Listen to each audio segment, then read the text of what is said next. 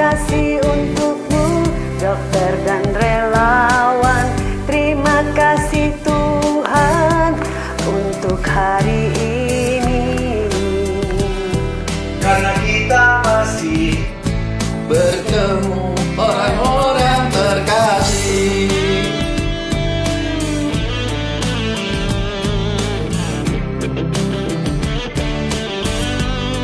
Suatu hari saya lihat channel YouTube-nya Obi Mesak. Beliau bikin lagu judulnya Di Rumah Saja. Saya bilang ini pas banget ya sama momen sekarang gitu. Apalagi kan di Google banyak hashtag di rumah aja, di rumah aja. Nah terus saya hubungi Om Obi, saya bilang, Om, musiknya bikin beneran yuk gitu. Maksudnya kan waktu di YouTube itu kan Om Obi hanya pakai keyboard organ tunggal sama dia main gitar aja gitu.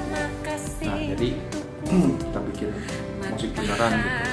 Terus setuju, beliau setuju, kita eksekusi bikin musiknya. Itu cuma 3 hari sih bikinnya. Sebab kan kita nggak boleh kemana-mana.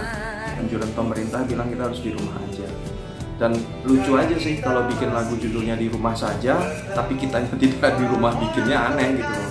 Jadi kita bikin masing-masing di rumah. Saya ada Nurul Susanto yang main gitar, sama Om Obi dia take vokalnya di rumah.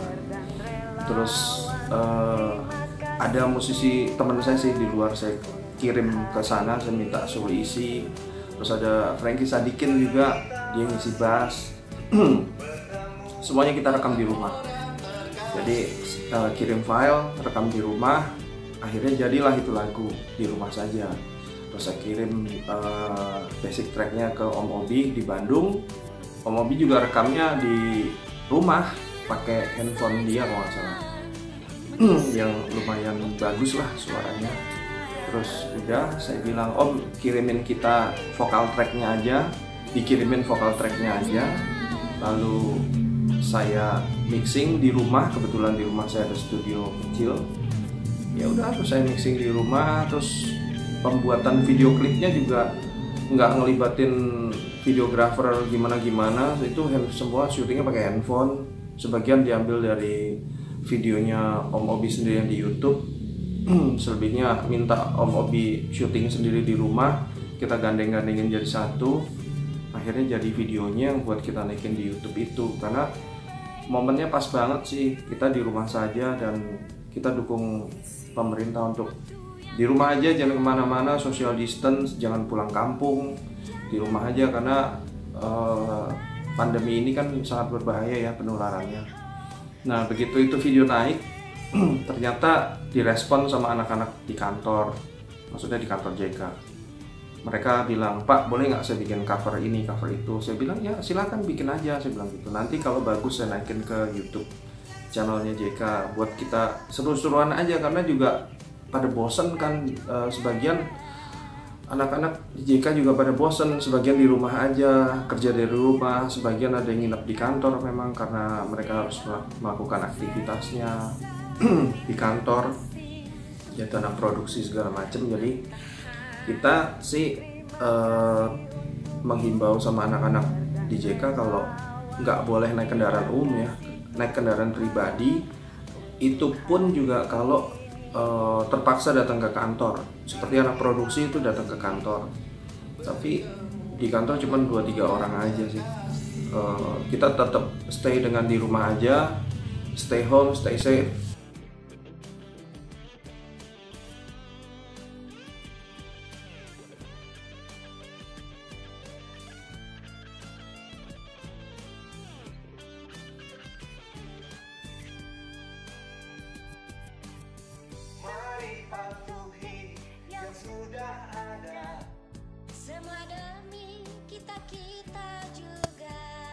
Angka indahnya buat saya memang sebelum ada corona ini memang saya sangat suka cita, dan pekerjaan saya tuh selain off air atau bekerja yang lain-lain di Jakarta, kalau saya ke Bandung saya lebih suka bermain dengan cucu-cucu, ngajak dia main, ngajak dia dari sekolah. Setelah itu baru main-main, kita kemana jalan-jalan, makan. Pertama anak cucu saya paling suka main biasa ke mall kan, banyak mainan di sana. Jadi untuk mengisi kosongan itu saya ciptakan lagu ini gitu.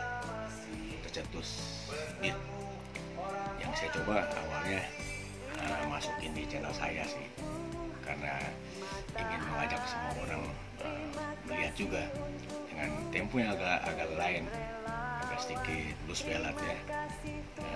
Saya sendiri saya bikin di konten YouTube saya. Ketika jadi itu sangat simpel bikinnya, karena memang buat saya pribadi kalau saya bikin lagu tuh kebanyakan lagu saya yang meledak dari tahun 80-an itu nggak perlu lama-lama. Baik itu Hati Yang Luka itu nggak lebih dari 1 jam. Pertama biasanya saya bikin notasi dulu ya, notasi dulu baru liriknya. Nah itu Kisah Kasih di Sekolah, melihat anak sekolah sementara pulang sekolah di depan rumah saya itu tahun 85-an saya bikin dapat iramanya dulu saya bikin bergumam.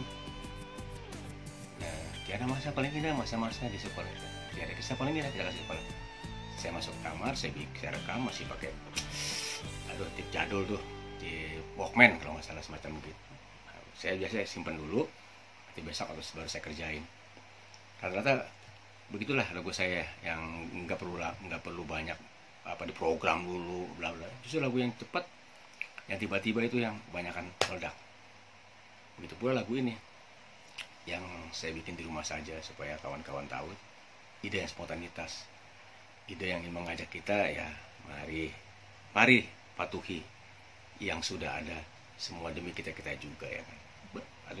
Ajakan pemerintah yang sangat positif dan juga don't panic, don't worry yang berlebihan. Nggak usah berlebihan. Kalau kita aman, kita antibodi kita kuat, kita di rumah nyaman, saya yakinlah kita tidak akan tertular. Asal kita tidak keluar berhubungan banyak dengan orang lain untuk sementara waktu seperti yang disarankan pemerintah. Nah akhirnya kembali di refnya saya bilang, terima kasih Tuhan untuk hari ini. Itu kita terima kasih untukmu matahari. Sebelum ini juga kita harus menyadari betapa pentingnya tuh sinar matahari. Kadang-kadang mungkin hanya segelintir orang yang bisa memahami. Kita waktu dulu dari zaman dulu bayi, kita sama orang tua kita tuh mungkin sama nenek-nenek kita tuh, bapak-bapak kita udah biasa dijemur untuk sinar matahari. Fungsinya banyak, menguatkan tubuh bayi-bayi itu, membuangkan penyakit-penyakit bayi itu. Nah sekarang hikmahnya banyak. Mungkin tidak didapati oleh orang-orang sekarang, tapi adanya virus ini, di samping virus ini mungkin ya menakutkan, menggelisahkan kita, tapi ada positifnya juga. Semua rata-rata di kampung saya ini, di wilayah saya, biasanya mereka tiap hari Minggu lah olahraga kena matahari. Sekarang hampir tiap hari saya lihat di rumah berjemur semua pakai matahari. Tapi tidak apa-apa, belum terlambat.